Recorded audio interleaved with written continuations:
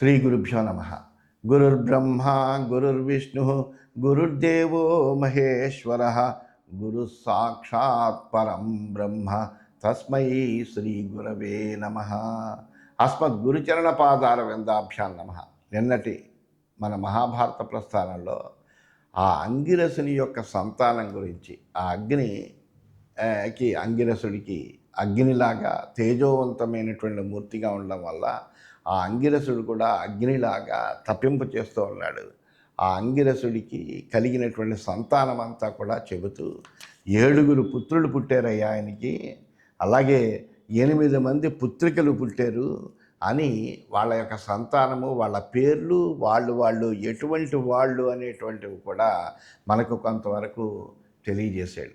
ఆ విధంగా తెలియజేసిన తర్వాత ఈ వృత్తాంతాలన్నీ కూడా మార్కండేయ మహర్షి చెబుతున్నాడు. ఆయన అడిగాడు, అగ్ని గురించి అడిగాడు, ప్రశ్నించాడు. ఏమిటి అగ్ని విభిన్నమైన రూపాల్లో ఉండడానికి గల కారణం ఏంటి?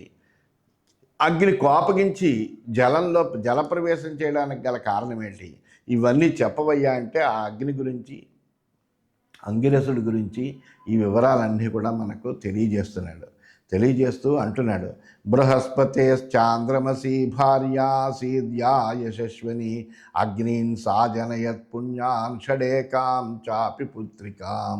అయితే ఈ బృహస్పతి, ఆయన అంగిరసుని యొక్క 7 పుత్రుల్లో ఈ బృహస్పతి ఒకడు. ఆ బృహస్పతి భార్య పేరు తార.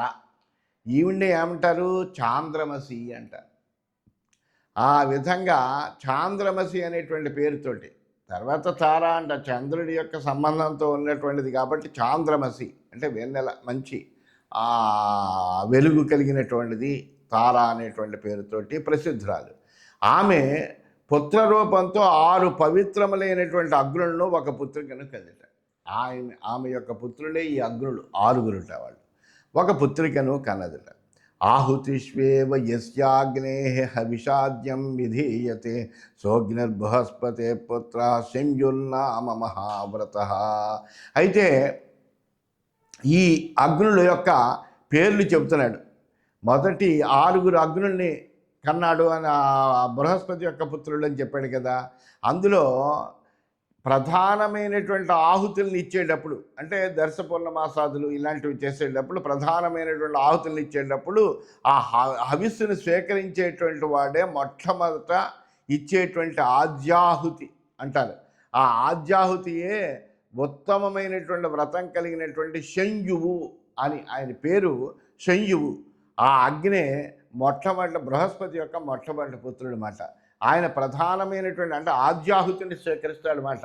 ప్రధానమైనటువంటి ఆహుతిని ఇచ్చేటప్పుడు ఆ స్వీకరించేటువంటి వాళ్ళు శంయువు అనేటువంటి అగ్ని. ఆ శంయువు బృహస్పతి యొక్క మొదటి పుత్రుట. చాతుర్మాస్యేషు యస్యేష్టం అశ్వమేధే అగ్రజ ప్రభు దీప్తో జ్వాలైరనేకాభై అగ్నిరేకోధ వీర్యవాన్. అలాగే మళ్ళీ చాతుర్మాసం చేసినప్పుడు, అలాగే అశ్వమేధ యజ్ఞాల్లో కూడా పూజింపబడినటువంటి వాడు ఎవడైతే ఉన్నాడో వాడు మొట్టమొదటి జన్మించిన సర్వసమర్థుడు, అనేకములైనటువంటి రంగులు కలిగినటువంటి జ్వాలలతో వెలుగుతాట. సాటి లేనటువంటి శక్తిశాలి అయినటువంటి వాడు అగ్ని. అందువల్లనే ఆయన ఏమన్నారు? శంయువు అనడంలో ఉద్దేశం ఏంటంటే గొప్ప శక్తి కలిగినటువంటి వాడు. ఆ శక్తి కలిగినటువంటి వాడు, అంతేకాకుండా అనేకములైనటువంటి జ్వాలలతోటి ఉంటాడు. అలాగే యజ్ఞాల్లో, ముఖ్యంగా యజ్ఞంలో ఆహుతుల్ని స్వీకరిస్తాడు కాబట్టి ఈయన ప్రధానమైన ఆహుతుల్ని.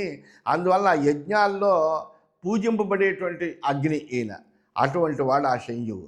శంయోరప్రతిమా భార్య సత్యాధర్మజ అగ్నిస్తస్య సుతో దీప్తి తిస్రకన్యాశ్చ సువ్రతా. అలాగే ఈ శంయువు ఉన్నాడు చూసేవారు. ఈ శంయువు యొక్క భార్య ధర్మదేవుడి యొక్క పుత్రిక అయినటువంటి సత్య. ఆమె అద్భుతమైనటువంటి లోకోత్తరమైనటువంటి సౌందర్యం కలిగినటువంటిది. ఆమె పేరే సత్య. అంటే ఏంటి? నిజం చెప్పడమే వ్రతంగా కలిగింది. ఎప్పుడు కూడా అసత్యం ఆడదు. ఆమె పేరుకు తగినట్టుగా నిజాన్నే మాట్లాడుతుంది. అలా ఈ శంయువుకి భార్య అయింది ఆమె. ఈ శంయువుకి సత్యకు అగ్ని అనేటువంటి పుత్రుడు పుట్టాడు. అలాగే మంచి నియమాలు కలిగినటువంటి 3 పుత్రికలు కూడా పుట్టారు. అగ్ని అనేటువంటి పుత్రుడు, 3 మంచి నియమశీలురైనటువంటి ఆ పుత్రికలు పుట్టారట. ప్రథమేన ఆద్యభాగేన పూజ్యతే యోగ్నిరధ్వరే అగ్నిస్తస్య భరద్వాజ ప్రథమ పుత్ర భుజ్యతే. అలాగే ఈ శంయువు యొక్క పుత్రుడిగా చెప్పబడినటువంటి అగ్ని ఉన్నాడు కదా, ఆయన కూడా మరి శంయువు ఎటువంటి వాడు అంటే యజ్ఞయాగాదుల్లో యజ్ఞంలో ఆ మొట్టమొదట వచ్చేటువంటి ఆద్యాహుతి ఏదైతే ఉందో ఆ ఆద్యాహుతులని ప్రధానమైన ఆహుతుల్ని స్వీకరించేటువంటి వాడు ఆయన. అటువంటి ఆ శంయువు యొక్క పుత్రుడు కాబట్టి ఈయన ప్రధానమైనటువంటి వాడు.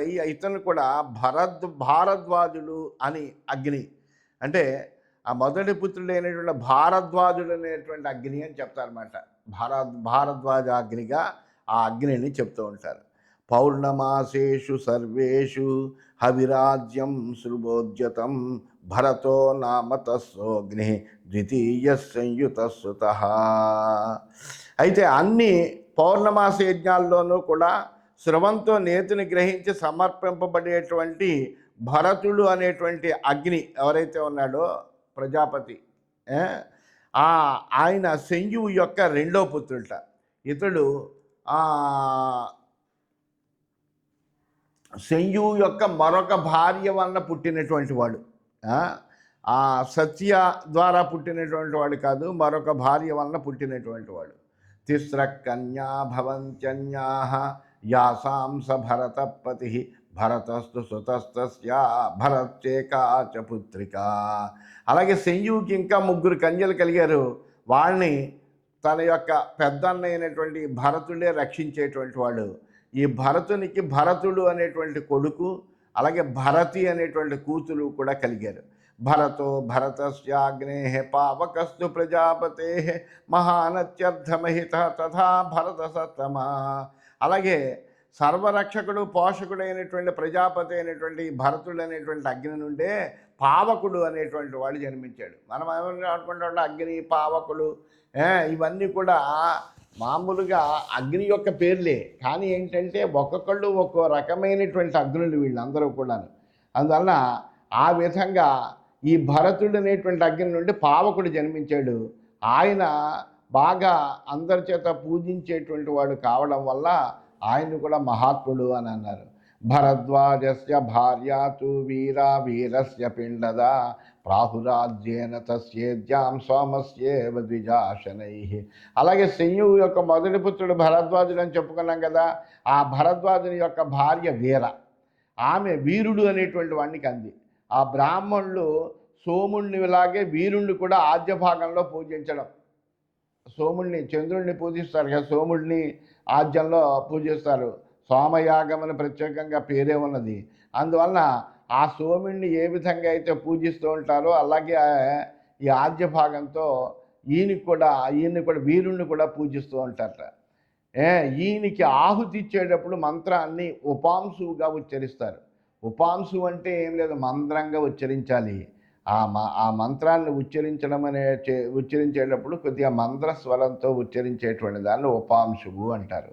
జపం చేసేటువంటి మంత్రం మనం జపం చేస్తున్నాం అనుకోండి, మనం జపించేటువంటి మంత్రము ఇతరులకి వినిపించకూడదు.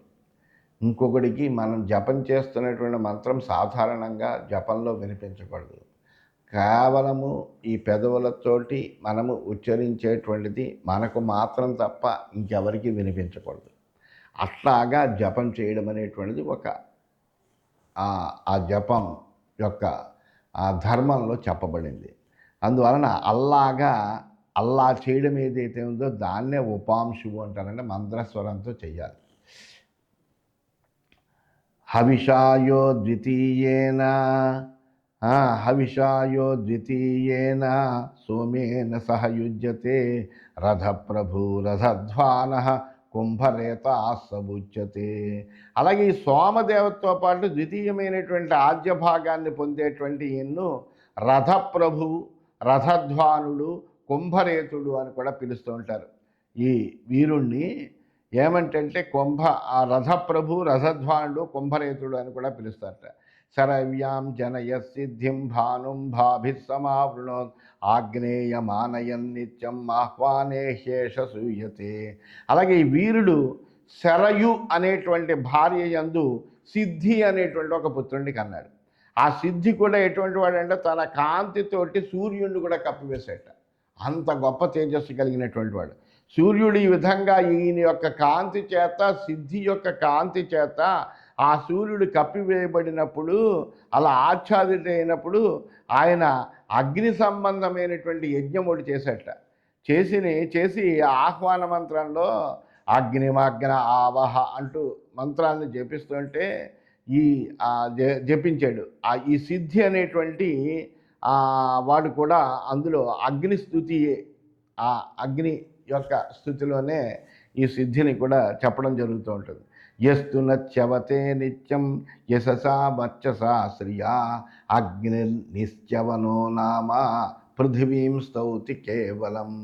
అలాగే ఆ బృహస్పతి యొక్క రెండో పుత్రుడి పేరు నిశ్చవనుడు. ఈయన కీర్తి తేజస్సు కాంతుల నుండి చ్యుతుడు కాడు ఎప్పుడూ కూడాను.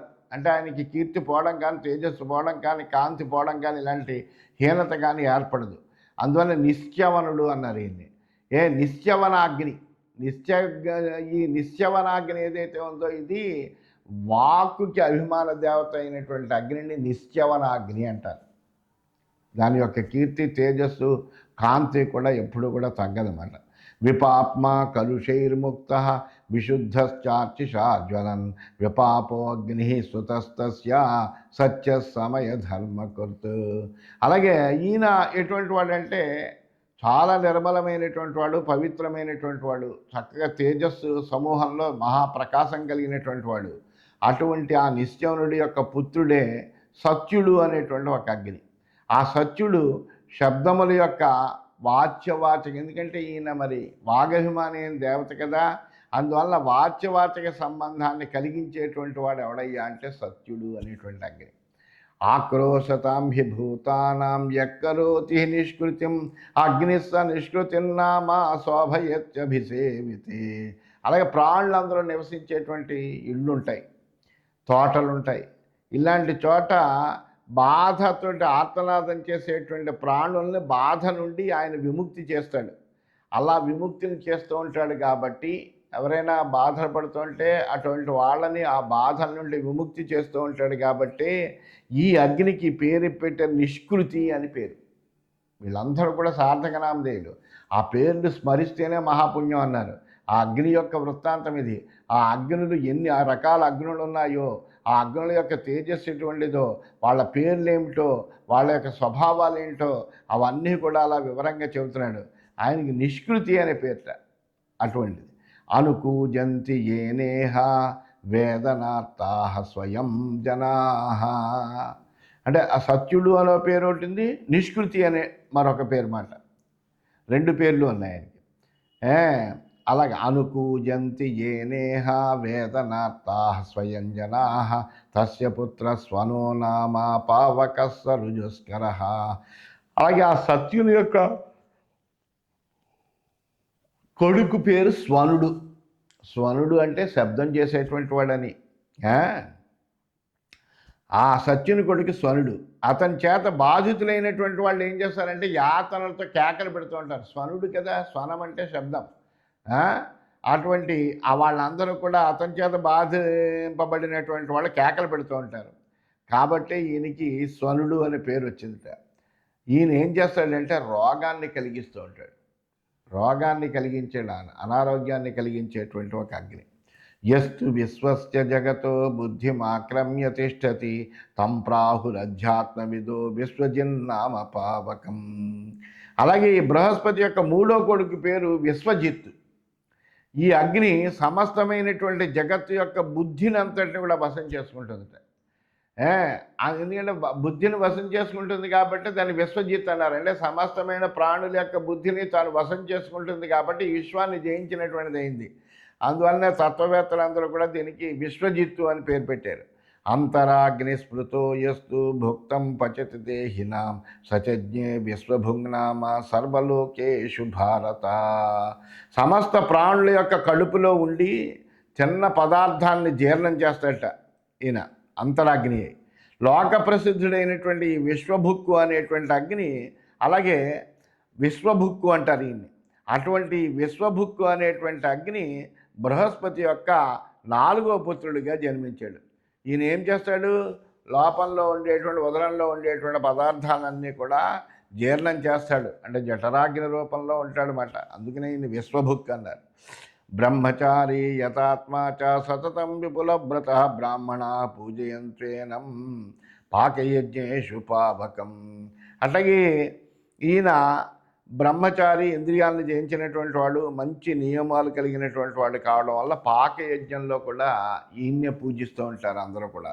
పవిత్ర గోమతీ నామ నదీయస్యాభవత్ ప్రియ తస్మిన్ కర్మాణి సర్వాణి క్రియంతే ధర్మకర్తృభిః.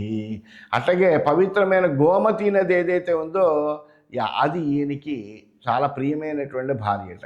ధర్మాచరణం చేసేటువంటి ద్విజుదులు ఈ విశ్వభుక్ అనేటువంటి అగ్నిలోనే సమస్తమైనటువంటి కర్మానుష్ఠానాన్ని కూడా వాళ్ళు చేసేది ఎప్పుడు ఈ విశ్వభుక్ అనేటువంటి అగ్నిలోనే వాళ్ళు చేస్తూ ఉంటారు కర్మానుష్ఠానం. బ్రాహ్మణులు చేసేటువంటి అగ్ని కార్యం అంతా కూడా ఈ విశ్వభుక్ అనేటువంటి అగ్నిలో చేస్తారట. వడవాగ్ని అంటే మామూలుగా చేసేటువంటి కర్మానుష్ఠానం. వడవాగ్ని పిబత్యంభ యోసౌ పరమదారుణ ఊర్ధ్వభాగూర్ధ్వభాంగ్నామ కవి ప్రాణ ఆశ్రితస్తు యః. మహాభయంకరమైనటువంటి బడవాగ్ని రూపంలో జలంలో ఉంటుంది. దాన్ని బడవాగ్ని అంటాం. అలా బడవాగ్ని రూపంలో సముద్ర జలాన్ని తాగేటువంటి అగ్ని శరీరంలో పైకి వెళ్ళేటువంటి ఉదానం అనేటువంటి పేరుతో ప్రసిద్ధమైనటువంటి అగ్ని. ఉదానం అంటే శరీరంలో అది పైకి వెళ్ళేటువంటిది ఉదానం. ఈయన ఏం చేస్తాడంటే ఈ ఉదానము గురించి మనం పూర్వం చెప్పుకున్నాం కూడా ప్రాణపంచకంలో. అలాగే ఆ ప్రాణవాయువుని ఆశ్రయిస్తాడు. అంతేకాకుండా త్రికాల భూత భవిష్యత్ వర్తమానాలు తెలిసినటువంటి వాడు. ఈయన బృహస్పతి యొక్క 5వ పుత్రుట. ఉదగ్ద్వారం హవిర్యస్య గృహే నిత్యం ప్రదీయతే తతస్విష్టం భవేదాజ్యం శిష్టకృత్ పరమస్మృతః. అలాగే బృహస్పతి 6వ కొడుకు పేరు శిష్టకృత్. ఇవన్నీ కూడా మనకు హోమ ప్రక్రియ చేసేటప్పుడు ఈ పేర్లన్నీ కూడా వస్తూ ఉంటాయి. అందువలన బృహస్పతి యొక్క 6వ కొడుకు శిష్టకృత్ అనే అగ్ని. ఈయనకి ఎప్పుడు కూడా ఇచ్చేటువంటి నేతి ధార ఉత్తరాభిముఖ ప్రవాహంగా ఉండి కోరిన కోరికలన్నీ సిద్ధింపచేస్తుంది. ఆజ్యం అలా వేస్తుంటే ఉత్తరాభిముఖంగా వేస్తుంటే ఆ కోరికల్ని సిద్ధింపచేస్తూ ఉంటుంది. కాబట్టి ఆ అగ్నికి ఆ పేరు శిష్టకృత్ అని. ఇష్టాన్ని తీర్చేటువంటి వాడు కాబట్టి, చేసేటువంటి వాడు కాబట్టి ఇన్ని శిష్టకృత్ అని అన్నారు. ప్రశాంతేషు భూతేషు మన్యుద్భవతి పావక క్రుద్ధశ్చతురసో యజ్ఞే మన్యేతాం చాధపుత్రికాం స్వాహేతి దారుణ క్రూర సర్వభూతేషు తిష్టతి. అలాగే అగ్నిస్వరూపుడైనటువంటి బృహస్పతి కోపం ప్రశాంతంగా ఉండేటువంటి ప్రాణుల మీద ఆయన యొక్క కోపం వ్యక్తమైతే కనుక ఆయన శరీరం నుంచి ఏర్పడినటువంటి చెమట ఏదైతే ఉందో అది ఆయనకి పుత్రికగా వచ్చేదిట. ఆవిడని ఏమంటారు? స్వాహ అంటారు. అంటే ఆయన కోపం వస్తే కనుక ఆ కోపం వలన స్వేదం వస్తే ఆ స్వేదం వలన ఏర్పడిన పుత్రిక కాబట్టి ఆవిడ స్వాహ అనే పేరుతో ప్రసిద్ధులైంది. ఆవిడ ఎటువంటిది అంటే చాలా దారుణమైనటువంటిది, క్రూరమైనటువంటిది. ఈవిడ ఏం చేస్తుంది? ఎక్కడ ఉంటుందయ్యా? సమస్త ప్రాణుల్లో ఉంటుంది. అంతా స్వాహ. ఈ స్వాహ పేరుతోటి సమస్త ప్రాణుల్లోనూ కూడా ఆవిడ ఉంటుంది. త్రిదివే యస్య సదృశో నాస్తి రూపేణ కశ్చన అతులత్వాత్ కృతో దేవై నామనా కామస్తు పావక. స్వర్గంలో కూడా సౌందర్యంలో సాటి లేని వాడైనటువంటి ఆ స్వాహాపుత్రుడికి దేవతలందరూ కూడా కాముడు అనేటువంటి అగ్నిగా పేరు పెట్టారు. ఈ స్వాహాకి పుట్టినటువంటి వాళ్ళే కామాగ్ని మాట. అంటే కాముడు అనేటువంటి అగ్నిగా పేరు పెట్టారు ఈ స్వాహాపుత్రుడికి. ఆయన ఎటువంటి వాడు అంటే అద్భుతమైనటువంటి సౌందర్యం కలిగిన వాడు. సంహర్షాధారయన్ క్రోధం ధన్వీ స్రగ్వీ రథే స్థిత సమరే నాశయే శత్రు నమోఘో నామ పావక.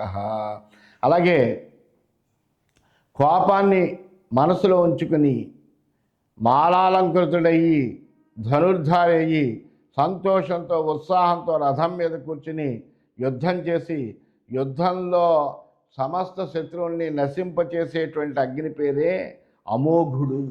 మోఘుడు కాడు, మోఘం అంటే వ్యర్థం. ఆ మోఘుడు కాదు కాబట్టి అమోఘుడు. ఈ అమోఘాగ్ని ఎటువంటిదంటే సమస్తమైనటువంటి శత్రువుల్ని కూడా నశింపచేస్తుంట యుద్ధంలో. అటువంటి వాడు. ముగ్ధో నామ మహాభాగా త్రిభిరుక్తైరభిష్టుత మహావాచం త్వజనయత్ సమాశ్వాసం హియం విదుహు. అలాగే ముక్తాగ్ని, ముక్తం అనేటువంటి పేరు కలిగినటువంటి అగ్నిని బ్రాహ్మణులు ముక్తాలు అనేటువంటి అనేక రకాలైన 3 రకాలైనటువంటి స్తోత్రాల్లో స్థుతిస్తూ ఉంటారు. అది మహావాక్కుని వ్యక్తం చేస్తున్న పరావాక్కుని, పరా పశ్యంతి మధ్యమ వైఖరి అని వాక్కు ఏమవుతుందంటే ఈ మూలాధార నుంచి ప్రవేశించేటప్పుడు మనకు ఇక్కడ నాభి దగ్గర నుంచి ప్రవేశించేటలో మొట్టమొదటి పరావాక్కుగా ఉంటుంది. అదే హృదయస్థానంలోకి వచ్చేవాడికి మధ్యమ అవుతుంది. అలాగే ఈ కంఠం దగ్గరికి వచ్చేటప్పటికి పశ్యంతి అవుతుంది ఇక్కడ. అలాగే బయటకు వచ్చేటప్పటికి వైఖరిగా మారుతుంది. ఈ విధంగా ఆ వాక్కు 4 రకాలుగా ఉంటుంది. అందులో ఈ పరావాక్కుని వ్యక్తం చేసేటువంటిదే ఇది ఉక్తం. ఈ ఉక్తం అనేటువంటిది పరావాక్కుని వ్యక్తం చేస్తుంటారు. అది మోక్షాన్ని ఇచ్చేది కాబట్టే దాని పేరు ఉక్తము అని అన్నారు. ఇది శ్రీమన్ మహాభారతే వనపర్వణి మార్కండేయ సమస్యా పర్వణి అంగిరసోపాఖ్యానే 19+200తమోధ్యాయ. ఈ విధంగా శ్రీమన్ మహాభారతంలో వనపర్వంలో మార్కండేయ సమస్యా పర్వం అనే ఉపపర్వంలో అంగిరసోపాఖ్యానము అని 219వ అధ్యాయం పూర్తయింది. ఇందులో ఈ అగ్నుల యొక్క కుటుంబం వరుసగా ఆ అగ్నులు ఎన్ని రకాలైనటువంటి అగ్నులు ఉన్నాయో, మనం అగ్ని అంటే మామూలుగా ఒక అగ్నిని అనుకుంటాము. అలా కాకుండా అనేక రకాలైనటువంటి అగ్నులు, ఆ అంగిరసుని యొక్క ఆ సంతానము, ఆ సంతానానికి మళ్ళీ సంతానము, ఇవన్నీ కూడా చాలా చక్కగా మనకు ఇందులో తెలియజేశాడు. ఇంకా వీళ్ళ యొక్క సంతతంతా కూడా ఇంకా ముందు కూడా చెబుతాడు. అంటే ఈ అగ్నుల గురించి తెలుసుకున్న, ఆ అగ్నుల పేర్లు విన్నా, ఆ అగ్నుల యొక్క పేర్లు స్మరించినా కానీ మహాపుణ్యం అని చెప్తారు. అందువలన ఏంటంటే వీటి పేర్లు మనం ఎప్పుడు ఇంత క్రితము మనం విని ఉండలేదు. అటువంటివన్నీ కూడా మహాభారతంలో దీనికి ప్రత్యేకంగా అవన్నీ కూడా ఆయన మార్కండేయ మహర్షి ధర్మరాజుకి చెబుతున్నట్టుగా ఆ వ్యాస మహర్షి మనందరికీ తెలియజేసాడని తెలియజేస్తూ స్వస్తి.